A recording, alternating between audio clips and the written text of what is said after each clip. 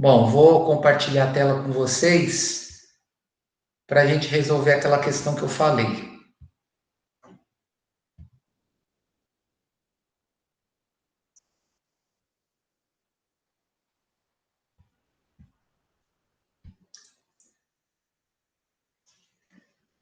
Deixa eu mudar o slide aqui, que não é esse, não. É esse aqui. Então, ó, vou voltar na 4, que é o exercício. Deixa eu tirar esse negocinho daqui, que ele fica enchendo. Que é o exercício da dúvida que eu arrumei. E vou resolver o exercício 5 também, que eu não tinha colocado, tá? Então, ó, o exercício 4 ele diz o seguinte: duas partículas pontuais A e B são posicionadas nos vértices A e B de um triângulo equilátero ABC de lado 3 centímetros. Sabendo que as cargas encontram-se no vácuo e que a quantização da carga A é de 6 microcoulomb e da carga B de menos 8 microcoulomb, determine o potencial elétrico resultante em C. Então, nesse triângulo retângulo, nesse vértice C, o potencial elétrico associado a esse vértice é a soma dos potenciais elétricos gerados por A e B, tá? Então, observem, para determinar o potencial elétrico resultante, basta somar algebricamente os potenciais criados em cada uma das cargas. Então, ó, tem a ideia aqui, ó, a carga QA, a carga QB, elas geram em C potenciais elétricos relacionados ao valor da carga e à distância. Como a distância é a mesma, é o lado de um triângulo equilátero, basta eu calcular o potencial gerado por A, o potencial gerado por B e fazer a soma algébrica. Então, ó, o potencial gerado por A é a constante eletrostática vezes o valor da carga dividido pela distância. A constante é 9 vezes 10 a nona, o valor da carga 6 microcoulombs, 6 vezes 10 a menos 6, e essa distância tem que estar em metro, tá? É 3 vezes 10 a menos 2, ou 0,02. Aí é só dividir aqui, ó. 9 por 3 vai dar 3, multiplicou por 6 dá 18. Aí a potência aqui em cima soma, esse expoente negativo aqui sobe somando, então aqui em cima eu vou ter 10 a terceira com 10 ao quadrado, 10 a quinta, passando para a notação científica, divide 18 por 10, soma 1 no expoente. Aí o potencial elétrico gerado pela carga B. É o mesmo esquema. K vezes QB dividido por D. Então vai ser 9 vezes 10 a nona. Considera o sinal da carga, tá? Porque o campo elétrico está relacionado à energia potencial, então é grandeza escalar, então leva em consideração o sinal. 8, menos 8 vezes 10 a menos 6, dividido por 3 vezes 10 a menos 2, que é a distância em centímetros. Então eu vou ter menos 24 vezes 10 a quinta, é a mesma conta de cima. Passando para a notação científica, menos 2,4 vezes 10 a sexta. Aí, como fica o potencial em C? Eu faço a soma algébrica. Eu somo 1,8 vezes 10 a sexta com menos 2,4 vezes 10 a sexta. Então, eu tenho isso aqui, ó. É a soma algébrica, 1,8 vezes 10 a sexta, menos 2,4 vezes 10 a sexta, dá menos 0,6 vezes 10 a sexta, que é menos 0,6 megavolt, que é o 10 a sexta aí, tá? Bom, aí eu não coloquei o exercício 5. Foi uma desatenção, passou batido, eu pulei o exercício 5. Então, eu coloquei ele aqui agora, já mandei para vocês, vou resolvê-lo, para a gente poder entender o que está acontecendo. Então, ó, numa mesma linha de força de um campo elétrico uniforme, estão dois pontos A e B separados por uma distância de 10 centímetros um do outro. Sabendo que a diferença de potencial entre os pontos A e B é de 150 volts, calcule a intensidade da força elétrica que atua na carga de 5 vezes 10 a menos 5 coulombs, quando colocada nessa região de campo elétrico. Coloquei um desenho aqui, tá? Como a carga é positiva, a força elétrica ela tem a mesma direção em sentido da linha de campo elétrico, tá? O que eu tenho? Eu tenho a distância entre os pontos A e B de 10 centímetros, 0,1 metros, e a diferença de potencial de 150 volts. Faz uma analogia, essa diferença de potencial com relação a curvas de nível. Curvas de nível que estão a uma maior altura têm maior potencial, no caso, potencial gravitacional. Então, se eu relaciono uma curva de nível numa região com uma outra curva de nível numa região diferente, para eu saber a relação que eu tenho entre elas, eu tenho que aplicar uma diferença de potencial. A mesma ideia aqui, tá? De repente, eu tenho uma maior capacidade de armazenar energia no ponto A do que no ponto B, eu gero essa diferença de potencial, tá? Como é que eu vou calcular essa força elétrica? Eu vou estabelecer a seguinte relação. A diferença de potencial é igual ao campo elétrico vezes a distância. É aquela fórmula que eu passei para vocês, né, que fica mais fácil de memorizar. U igual a E vezes D. Então, se eu inverto o primeiro membro com o segundo membro, E vezes D igual a U, fica EDU, fica facinho de guardar, tá? Observe que isso daqui está relacionado a um campo elétrico uniforme. Então, ó, a diferença de potencial é 150. Eu tenho o campo elétrico que eu tenho que calcular, porque eu preciso calcular a força elétrica. Então, para eu calcular a força elétrica, eu preciso do campo elétrico, foi dado o valor da carga. E eu tenho a distância entre esses dois pontos, por onde essa carga se desloca, que é de 0,1 metro. Então, passando 0,1 dividido 150, eu tenho um campo elétrico de 1.500 newton por coulomb. Aí, como é que eu vou calcular essa força elétrica? Através da relação que eu estabeleço entre o campo elétrico uniforme e a carga elétrica. Então, essa força elétrica, ela vai ser o produto do campo elétrico uniforme pelo módulo da carga, aqui tem que ser em módulo, tá? Porque força é grandeza vetorial, logo, ela não pode ser associada a um sinal negativo, então por isso que eu modulo a carga. Então, neste caso, eu tenho 1.500 newton por coulomb do campo elétrico multiplicado pelo valor da carga, que é de 5 vezes 10 a menos 5, o resultado aqui vai ficar o seguinte, para a gente entender.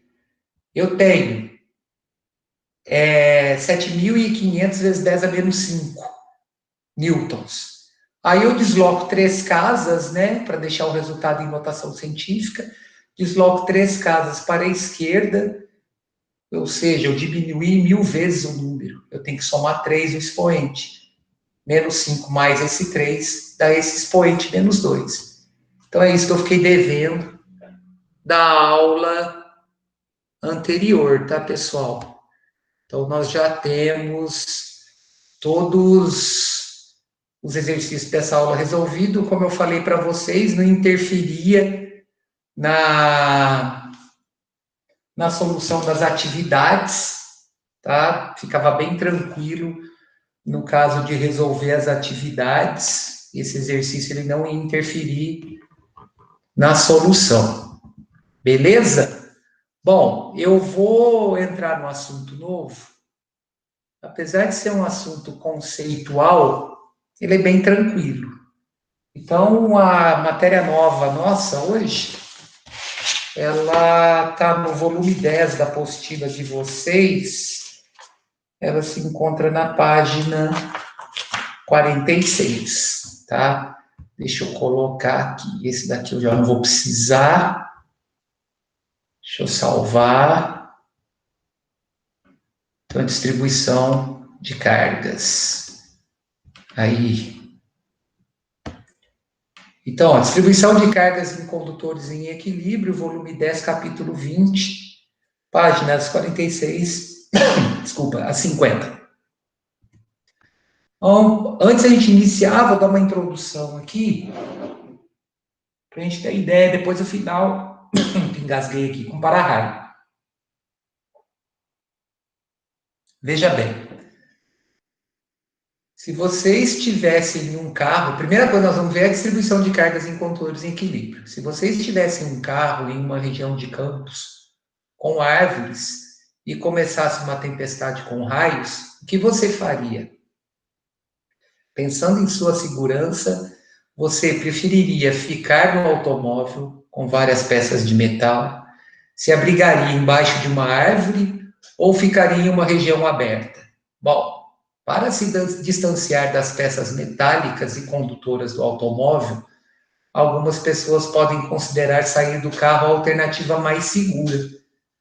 Outros podem achar que o abrigo de uma árvore seria interessante para evitar o desconforto de molhar-se com a chuva. Durante esse capítulo, vamos estudar por que para permanecer dentro de um automóvel, mesmo formado de várias peças metálicas, é a melhor alternativa para evitar ser atingido por um raio. Então, em dias de tempestade, não se recomenda proteger-se embaixo de árvores, porque pode acontecer isso aqui, ó. Isso daqui é um raio caindo numa árvore. Olha o estrago que ele causou. Nós vamos ver daqui a pouco que existe uma relação que chama poder das pontas. Então, quanto mais alto encontra-se um corpo em determinada região, mais propenso a ser atingido por um raio vai estar esse corpo, tá? Bom, então distribuição de cargas em condutores esféricos. Nós vamos trabalhar com a ideia de um condutor eletrizado negativamente, ela é válida para um condutor carregado positivamente, tá? Mas vamos acostumar com essa ideia de condutor carregado com carga negativa, porque é o que tem mobilidade na hora da gente energizar um circuito elétrico, tá? Nós vamos trabalhar só com cargas negativas. Considere uma esfera de raio R inicialmente neutra, formada por um material condutor elétrico. Depois de eletrizada por algum dos três processos estudados, essa esfera passa a ter excesso de carga elétrica de módulo Q. No caso, por exemplo, negativo. Devido à repulsão elétrica entre os elétrons, eles passam a se movimentar, posicionando-se o mais afastado possível um dos outros. As cargas se distribuem na superfície da esfera e, nesse momento, cessa o movimento relativo entre elas. Nessa condição, atingiu-se o chamado equilíbrio eletrostático. Lembra lá atrás, quando a gente trabalhou com eletrização por atrito, que eu mostrei a eletrização de uma esfera num aparelho que é chamado gerador de Van der Graaf? Tem até uma animação que o menino coloca a mão em cima da esfera metálica e o cabelo dele arrepia. Por quê? Porque essas cargas estão distribuídas uniformemente sobre a superfície esférica. A partir do momento que a criança coloca a mão na esfera metálica, essas cargas negativas irão percorrer o corpo dela e irão se distribuir nas pontas, no caso, no fio do cabelo. Então, como esses fios são muito leves, eles vão criar aquele arrepio no cabelo devido à repulsão das cargas elétricas, tá?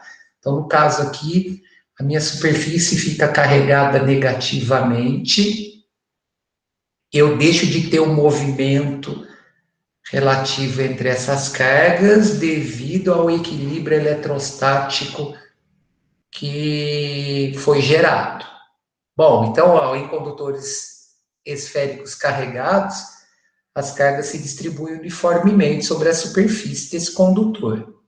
Bom, como a esfera condutora está eletrizada com carga Q, ela cria um campo e um potencial elétrico ao seu redor, ou seja, ela cria uma região de perturbação, que vai ser pressentida pela presença de uma carga que vai ser lançada nessa região, e ela cria uma condição de eu transformar a energia elétrica em um outro tipo de energia. Ou seja, ela cria a condição de realizar trabalho, que está associado a esse potencial elétrico.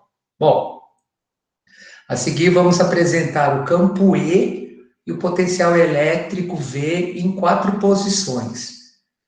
Em uma posição no interior da esfera, que é a posição I, em uma posição na superfície S da esfera, em uma posição externa bem próxima da esfera e uma posição externa afastada dessa esfera, que é a posição E. Então, nós vamos trabalhar com essas 4 posições aí. Bom, vamos lá. Vamos primeiro estabelecer uma relação com o campo elétrico. Então, ó, o módulo do vetor campo elétrico gerado por uma esfera condutora depende da distância D entre a posição analisada e o centro da esfera.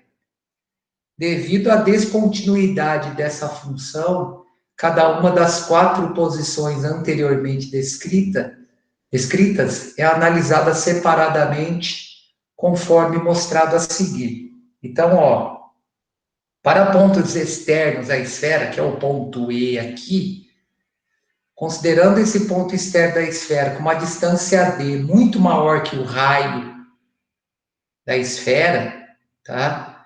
Considera-se a esfera como um corpo pontiforme e determina-se o módulo do campo elétrico como se toda a carga estivesse concentrada em uma única posição, ou seja, como se toda a carga estivesse concentrada nessa posição E aqui em relação ao centro da esfera. Então, como é que eu calculo o campo? A constante eletrostática vezes o módulo da carga geradora desse campo, dividido pela distância d ao quadrado, que é a distância do centro dessa esfera até esse ponto determinado, tá? Para pontos próximos da esfera. Então, ó, considerando um ponto externo e muito próximo da superfície esférica, ou seja, esse ponto muito próximo aí, eu posso estabelecer uma relação que essa minha distância D aqui, ela é praticamente igual ao raio da esfera. Calcula-se o módulo do campo elétrico da mesma forma que no caso anterior, mas substituindo essa distância D por R, tá? Então, essa distância D agora, ele vai representar o raio, que é a distância do centro até esse ponto P muito próximo. Ele não está na superfície, mas está muito próximo dessa superfície. Por quê? Porque eu tenho que diferenciar em relação ao ponto sobre a superfície. Vou explicar por que é o 2R ali. Vamos entender isso daqui a pouco, ó. Então, para um ponto muito próximo, que é esse ponto P, o campo elétrico é calculado pela razão entre a constante eletrostática multiplicada pelo módulo da carga, dividido pela distância R ao quadrado, que é esse ponto próximo. Agora, para pontos na superfície da esfera, essa distância D é igual ao raio. Alô, para pontos pertencentes à superfície esférica, essa distância D é igual a R. O módulo do campo elétrico é a metade do valor de um ponto externo e muito próximo da superfície. Aí, o que acontece? Eu estava analisando isso daqui, a maioria dos livros, eu encontrei essa explicação. É a metade do campo próximo. Quer dizer, você tem que engolir. É metade pronto. Eu não fiquei satisfeito com isso. Aí eu procurei algumas literaturas, eu procurei na internet e eu achei a explicação para isso daqui. Por que é 2R no denominador, tá? A ideia é a seguinte: quando eu tenho uma superfície esférica, no interior de uma superfície esférica, eu não tenho geração de campo elétrico. É fácil de entender por que no interior de uma superfície esférica eu não vou ter geração de campo elétrico. Porque todas as cargas se concentram sobre a superfície da esfera. Então, essa região interna aqui, ela é um vazio elétrico. eu não vou ter uma região de perturbação no interior. Por quê? Porque esse campo elétrico é gerado na superfície. Aí, a ideia vai ser essa, ó, na superfície do condutor pode haver campo elétrico não nulo, desde que as linhas de campo sejam perpendiculares à superfície, como mostra a figura 1 e 2. Então, se o condutor está eletrizado positivamente, essas linhas de campo perpendiculares à superfície serão de aproximação, e no caso das linhas de campo gerado por negativamente de aproximação, e no caso positivamente de afastamento. Eu tenho que arrumar a figura 1 aqui, eu tenho que trocar esse negativo por positivo. Então, o que vai acontecer? Existe uma simetria entre, por exemplo, este ponto à direita aqui e esse ponto à esquerda aqui relacionado a essa carga negativa. Essa simetria em relação a esses dois pontos dos campos elétricos que são perpendiculares determinam para mim o diâmetro da superfície esférica. Por isso que eu tenho essa relação aqui associada a 2R. Se é 2R, é metade do raio. É a metade do campo gerado anteriormente, tá? Então, ó, para um ponto próximo é o raio ao quadrado, para um ponto sobre a superfície é 2 vezes esse raio ao quadrado. Agora, no interior da esfera, eu não vou ter geração de campo elétrico. No interior de uma esfera, o campo elétrico é sempre nulo. Por que ele é sempre nulo? Porque as cargas, após o equilíbrio eletrostático, irão se concentrar na superfície da esfera. Então, se eu não tenho a influência de nenhuma carga no interior dessa esfera, eu não vou ter a geração de campo elétrico nesse interior. Então, o campo elétrico no interior da esfera, ele é nulo. Eu já vou tendo a ideia de por que na hora de uma chuva com incidência de raios, é melhor ficar dentro do carro. Tá? Eu já vou tirando essa ideia. Tá? Eu vou ter a concentração das cargas na superfície. Quem está aqui dentro está protegido. Tá? Bom, então eu consigo montar um gráfico que relaciona o campo elétrico gerado por uma carga qualquer e a distância que uma carga de prova ou um corpo se encontra dessa carga geradora do campo elétrico. Então, ó, considerando um condutor esférico eletrizado, o módulo do vetor campo elétrico pode ser graficamente representado da seguinte forma. Então, vamos entender, ó. Opa, mudei sem querer. Vocês observaram que no sistema de eixos coordenados ele relacionou o centro da esfera com o eixo vertical horizontal? É para a gente entender o que aconteceu anteriormente. Então, ó, para o interior da esfera, até uma distância inferior ao raio relacionado à superfície, o campo elétrico é nulo. Então, o campo elétrico no interior da esfera é nulo. Sobre a superfície esférica, que é esse ponto aqui, ó, tá vendo aqui, ó? Aqui, ó, essa distância aqui, representada no eixo vertical, relaciona no eixo horizontal o raio da minha esfera. Então, sobre a superfície esférica, o campo elétrico é a metade do campo de um ponto próximo à superfície esférica, que tem distância aproximadamente igual ao raio. Por isso que o intervalo está aberto aqui, ó. Então, até o raio, até próximo do raio, o campo elétrico é nulo. Sobre a esfera, o campo elétrico é a metade, o campo elétrico é a metade do campo de um ponto próximo. E a partir do momento que eu vou me afastando da região de campo elétrico dessa esfera, eu vou tendo essa hipérbole cúbica aqui, ó. Por quê? Porque esse campo elétrico, ele vai diminuindo em relação ao inverso do quadrado da distância. Então, eu tenho essa representação gráfica. Ele não vai zerar nunca, tá, pessoal? Ele vai diminuindo. Aliás, ele pode zerar sim, a partir do momento que eu considero essa distância um infinito. Então, se o ponto tiver uma distância infinita, esse campo elétrico zera, tá? Então, eu estabeleci uma relação aqui com a região de perturbação. Agora, vamos estabelecer uma relação aqui com a capacidade de realizar trabalho, que é o potencial elétrico. Então, o potencial elétrico também é uma função que depende da distância d em relação à esfera. Neste caso, determinamos o seu valor em 3 situações. No ponto interno, na superfície próximo e no ponto E. Ah, mas tem 4 porque são 3? Porque esses dois aqui vão ser iguais, tá? Daqui a pouco nós vamos ver isso.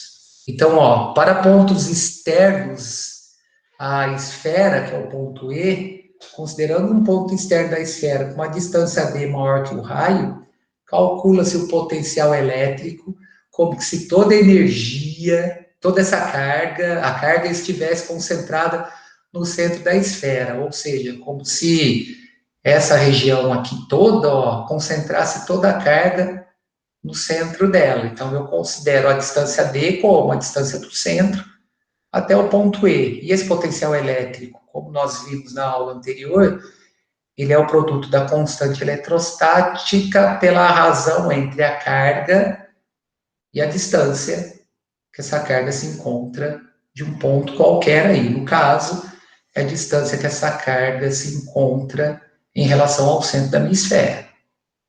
Aí, para pontos sobre a superfície esférica, qual que é a distância do centro? É o raio, tá? Então, para pontos pertencentes à superfície esférica, onde D igual a R, o potencial elétrico pode ser calculado da mesma forma que no caso anterior, mas substituindo a distância D por R. Então, sobre a superfície esférica fica K que multiplica Q sobre R. Agora, para pontos do interior da esfera, isso que eu queria que vocês entendessem por que eu relacionei 4 pontos com 3, é essa a ideia aí para o ponto no interior da esfera. Então, ó, no interior da esfera, com uma distância d menor que r, o potencial elétrico é igual em todos os seus pontos e com valor idêntico ao de qualquer ponto da superfície dela. Então, ó, vamos entender isso que eu quero que vocês entendam. Se houvesse diferença de potencial entre pontos do interior da esfera ou de sua superfície, ocorreria movimentação de cargas elétricas nela. Pô, eu estou em equilíbrio eletrostático. Então, se eu estou em equilíbrio eletrostático, eu tenho o movimento cessado dessas cargas sobre a superfície esférica. Então, se eu não tenho concentração de carga de um lado e de outro, eu não tenho diferença de potencial. Então, se essas cargas estão concentradas sobre a superfície da esfera, eu não estou gerando diferença de potencial no interior da esfera. Então, ó, mas como a esfera já se encontra aí, ó, em equilíbrio eletrostático, suas cargas já estão em repouso e distribuídas em sua superfície. Então, é a mesma história, tá, pessoal? O potencial elétrico do interior da esfera, ele vai ter o mesmo valor do potencial elétrico na superfície da esfera, e ele vai ser o produto da constante eletrostática associado à razão entre a carga e o raio. O que acontece? No interior da esfera não tem a presença de outro corpo. Então, se eu não tenho outra carga colocada no interior dessa esfera, essa outra carga não está gerando campo elétrico no interior da esfera. Então, não vou ter diferença de potencial, tá? Bom, então eu tenho um gráfico aqui que relaciona isso, que é interessante também, ó. Considerando um condutor esférico eletrizado, o potencial elétrico pode ser graficamente representado da seguinte forma. Lembra lá que do campo elétrico, de zero até próximo do raio, o campo era zero. Agora aqui mudou, ó. De zero até o raio, o potencial no interior é igual ao potencial na superfície. Por quê? Porque eu não gero diferença de potencial. Eu tenho um equilíbrio eletrostático, tá igualmente distribuído. E a partir do momento que eu vou me afastando da superfície, esse potencial vai diminuindo nessa curva aqui, relacionada ao inverso da distância. No campo elétrico está relacionado ao inverso do quadrado da distância. No caso do potencial, está relacionado ao inverso da distância, tá? Bom, então vamos agora trabalhar com a ideia de eu distribuir essa carga elétrica em condutores pontiagudos. Vamos entender por que que o raio cai no ponto mais alto, tá? Então, olha só, distribuição de cargas em condutores pontiagudos. A densidade superficial de carga em um condutor é definida pela distribuição de cargas elétricas na superfície do material. Considere como exemplo um condutor esférico carregado em equilíbrio eletrostático. Então, ó, a densidade elétrica superficial determina a distribuição de carga em uma área demarcada. Então, o que é essa densidade superficial, dessa densidade de carga? É o quanto de carga eu vou ter por área, certo? No caso, a área está associada à superfície esférica. Aí eu tenho que calcular a área dessa superfície esférica. Então, quanto mais carga eu tenho para uma mesma área, maior é a concentração de carga naquela região, certo? Então, eu já vou estabelecendo uma relação entre a superfície e a quantidade de carga. Então, para uma mesma superfície, se eu aumentar a quantidade de carga, eu vou ter uma maior densidade, eu vou ter uma maior concentração. Então, ó, a densidade de carga tal, que é esse T aí minúsculo grego, distribuída em um elemento de área ΔA, é então determinada por, olha lá, ó, tá bem legal, né, essa densidade. É a quantidade de carga por superfície de área, certo? Ou seja, é a razão entre a quantidade de carga e a área. Agora, o que acontece? Em um condutor esférico de raio R, vocês viram já lá na matemática, né? Que essa área da superfície esférica é πr ao quadrado, 4πr ao quadrado. Desse modo, a densidade superficial em uma esfera é calculada substituindo aquela variação da área pela área da superfície esférica, que é 4πr ao quadrado. Ou seja, quanto menor o raio, maior é a concentração de carga que eu tenho naquela determinada região. Certo? Então, para um valor de carga Q pré-estabelecido, ou seja, para um valor de carga Q fixo, a densidade é maior quanto menor for o raio. Considere, então, um condutor formado por duas esferas sobrepostas, uma de raio R1, outra de raio R2, tal que o raio R1 é maior que o R2. Então, ó, observe essa figura aqui, ó. Eu tenho uma esfera de raio R1 aqui e uma esfera de raio R2 aqui. Como o raio da esfera R1 é maior que o raio da esfera 2, né, que é o R2, eu tenho uma menor concentração de carga na esfera de maior raio. Então, quanto menor eu vou associando o raio, quanto menor esse valor de R aqui, ó, menor é o resultado dessa fração, porque o valor de Q está pré-estabelecido. Então, observe que nesse caso, o condutor tem dois raios de curvatura. E em cada uma das superfícies, há uma densidade própria. Na superfície com maior raio de curvatura, a densidade de carga é menor. E as superfícies permanecem, e as cargas permanecem mais afastadas. Então, ó, a densidade aqui para o raio R1 está relacionada à quantidade de carga dividido por 4πr1 ao quadrado. E a densidade para o raio R2 está relacionada a essa expressão. Como o raio R1 é maior que o raio R2, a densidade superficial em 1 é menor que em 2. Então, em objetos de formato irregular, as cargas se concentram em regiões mais pontiagudas. Eu já estou estabelecendo a ideia do para-raio aqui, tá? Então, ó, generalizando, em condutores pontiagudos, as cargas elétricas também se distribuem pela superfície e não em seu interior, como nos condutores esféricos. Entretanto, as cargas se concentram mais nas regiões pontiagudas. Por quê? Porque eu vou diminuindo cada vez mais o valor desse raio, dessa distância em relação ao centro. Eu vou concentrando mais as cargas. Logo, nesses locais, a densidade superficial de cargas elétricas é maior do que nas demais regiões do condutor.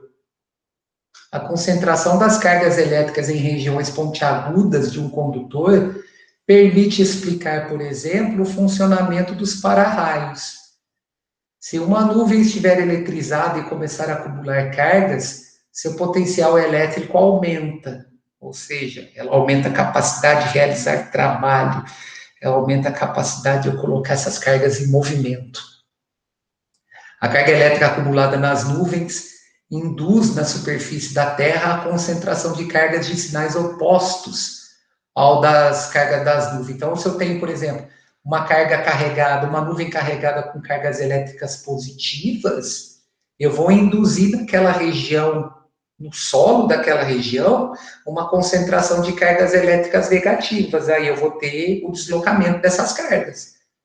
Então, quando o ar não consegue mais funcionar como isolante, devido à intensidade da diferença de potencial elétrico, ele se comporta como condutor, permitindo o movimento de cargas elétricas.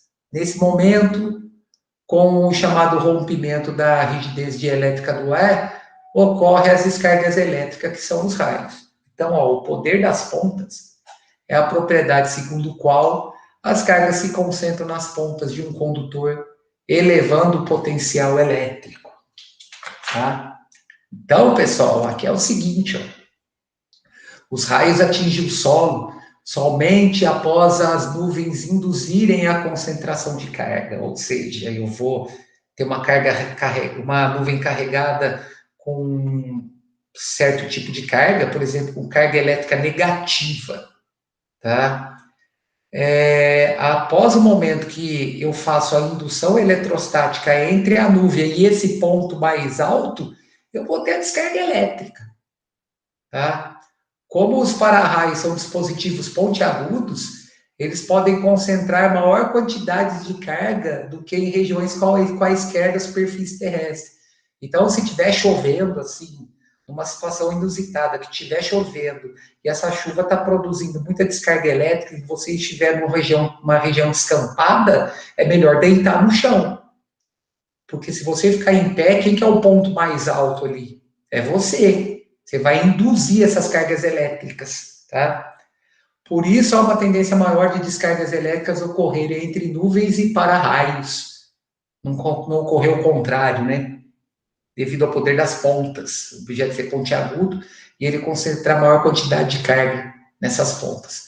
Então, aconselho as pessoas não permanecerem próximas de objetos altos e pontiagudos, como árvores, postes e torres durante temporais. O risco de ocorrer descargas elétricas em locais assim é sensivelmente maior. Então, quanto a maior altura de uma construção, maior a diferença de potencial com a nuvem e, portanto, maior probabilidade de ser atingida por um raio.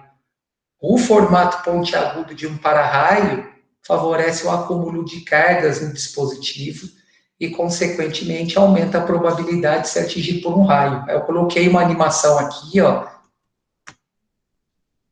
Vocês estão vendo que legal? Eu acho isso lindo. Sem brincadeira, é o poder das pontas. Olha lá, ó, os prédios mais altos são que concentram as maiores quantidades de raios. Olha que bonito. Isso é normal acontecer, tá? O que não pode acontecer, por exemplo, é de eu ter duas edificações muito próximas uma da outra, com a mesma altura, e com os para-raios posicionados nessa mesma altura. Aí o raio não vai entender, de repente ele cai no meio. Ele não cai nem dos dois, ele cai no meio, tá?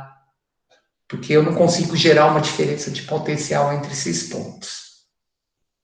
Então, ó, o mais seguro mesmo é ficar abrigado em locais fechados, como dentro de um automóvel. Mesmo que um raio atinja um carro, as cargas elétricas ficarão distribuídas apenas em sua superfície, resguardando as pessoas que estão no interior. Por quê? Porque o campo elétrico no interior é nulo. A carga se distribui. Olha lá, ó, isso ocorre porque o campo elétrico é nulo no interior de uma casca esférica.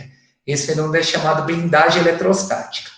Então, ó, nós temos aqui essas representações de blindagens eletrostáticas, que também são conhecidas como gaiola de Faraday.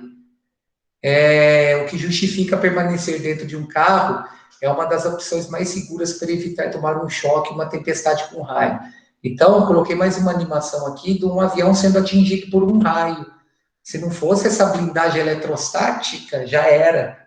Quem está dentro desse avião não sentiu nada. Por quê? Porque essas cargas elétricas foram uniformemente distribuídas sobre a fuselagem do avião. Tá? O cara que filmou isso daí também, ele teve uma sorte tremenda. Observe que o avião ele é o condutor entre o raio e o solo, né? Esse raio atingiu o avião, com certeza. Atingiu a superfície do avião, está passando por ele. Mas quem está dentro nem sentiu, nem percebeu de repente. Tá? Por quê? Porque o campo elétrico no interior desse avião é um campo elétrico nulo. Bom, eu vou encerrar hoje por aqui. A parte teórica, ela foi concluída. Tá? Na quarta-feira, eu vou resolver os exercícios relativos a essa aula e eu quero ver se eu já começo capacitor também, porque a gente precisa acabar essa matéria. Tá, pessoal? Bom descanso para vocês, um bom final de tarde e até quarta-feira, estamos junto aí, vamos seguindo aí na luta. Um abraço para todo mundo. Até mais. Tchau, Juliana. Tchau, Bruna. Tchau, Guilherme. Tchau, Caio.